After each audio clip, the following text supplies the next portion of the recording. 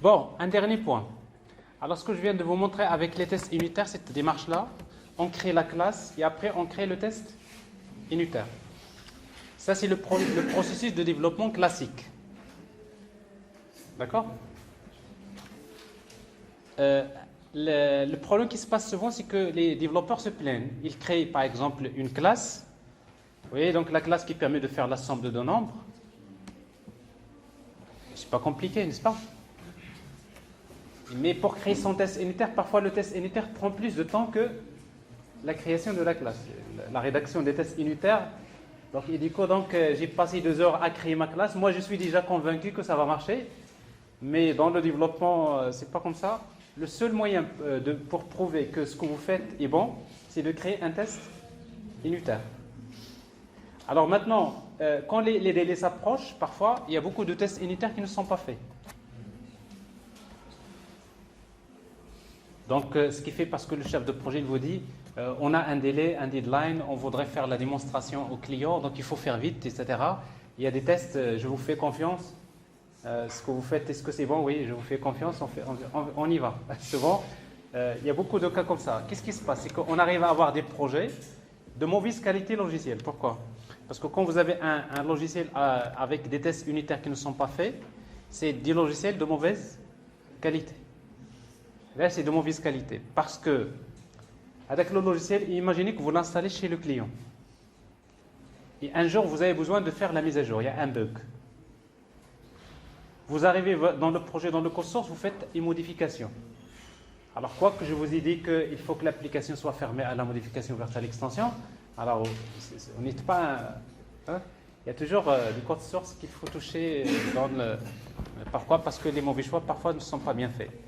Vous modifiez une classe. Alors, quand vous modifiez le code source d'une classe, quel est le moyen qui va vous permettre de dire est-ce que la modification que vous avez faite ne va pas influencer négativement dans d'autres classes? Vous faites une modification pour la classe, mais la modification que vous faites, il peut provoquer des erreurs dans d'autres classes, dans d'autres fonctionnalités. Le seul moyen qui va vous permettre de faire ça, c'est les tests unitaires. Il y a MVN test. Je tape MVN test. S'il y a un problème, je vais le voir. Mais à condition que tous les tests unitaires soient développés. Donc, si tous les tests unitaires sont développés, je fais la modif, j'ai un moyen qui me dit, voilà, est-ce que ça ne marche pas? Si je n'ai pas les tests unitaires, qu'est-ce qui se passe? Je fais la modification logicielle, update, je le déploie. Demain, je m'aperçois, le client m'appelle, me dit, mais oui, tu as corrigé un problème, il y a un autre problème qui apparaît. Et là, vous allez voir, c'est affreux donc, comme problème. Alors, ça c'est le développement classique. Donc, les tests unitaires sont importants.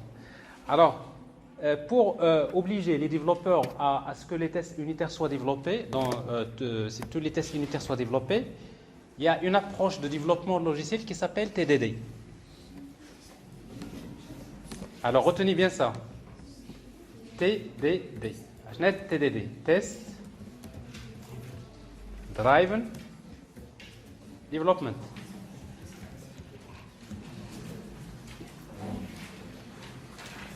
TDD. Test Driven Development. TDD, ça veut dire quoi? C'est le développement piloté par les tests. Le développement piloté par les tests. Ça veut dire quoi?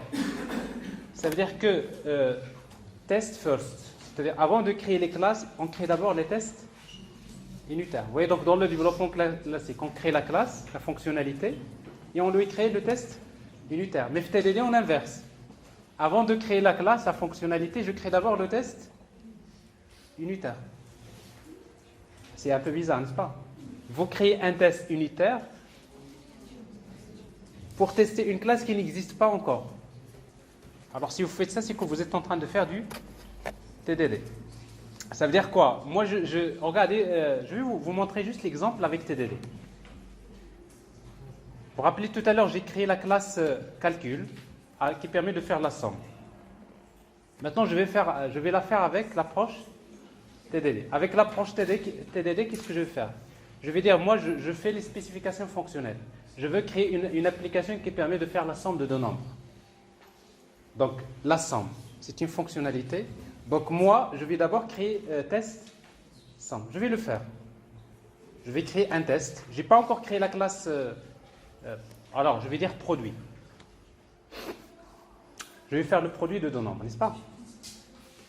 Je vais créer une classe ici, donc test unitaire, dans mon projet. Un test. Donc JUnit test. Que je vais appeler test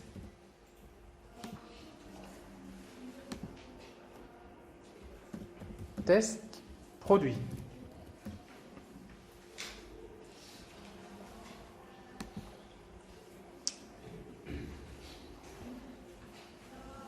Bon, j'ai couché quelque chose, mais c'est pas grave. En fait, je ne suis pas rentré dans les détails de la JUnit parce qu'il y a la notation test, mais après il y a before, after, c'est-à-dire avant le test, vous voulez faire quelque chose. La notation before, after, c'est après le test. Donc il y a un tas de choses qu'on peut utiliser encore. Alors regardez, dans mon test unitaire, qu'est-ce que je vais dire? Regardez bien. Quelque chose de très intéressant. Moi, je suis en train de créer un test unitaire. Je vais dire, je vais tester une classe qui s'appelle par exemple... alors, comment on va lui... on va dire, supposons que A égale A5. Supposons que B égale 8. Expected. Le résultat attendu devrait être égal à combien? Moi, je suis en train de rédiger les tests unitaires. Le résultat attendu, c'est combien? C'est 40, n'est-ce pas? Parce que moi, je veux créer une méthode qui permet de faire le produit de deux nombres. Maintenant, je vais instancier la classe qui s'appelle par exemple produit. P égale new produit. C'est normal, ça ne va pas marcher. Alors, qu'est-ce qu'il vous dit le compilateur? Il vous dit que la classe produit n'existe pas. Moi, je vais lui dire, c'est moi qui crée les tests unitaires. Je vais cliquer sur l'erreur. Il va me demander, est-ce que tu veux créer la classe produit? Je lui dis oui. Il va la mettre dans le package métier. Mais ce n'est pas dans test, c'est dans main Java. C'est bon? La créer. Je reviens à mon test. Mais je ne sais pas ce que je vais mettre dans la classe produit. Ensuite, je vais appeler P et j'appelle une méthode, par exemple résultat, égale P, et j'appelle une méthode qui s'appelle par exemple produit, qui reçoit A et B. Ça ne marche pas.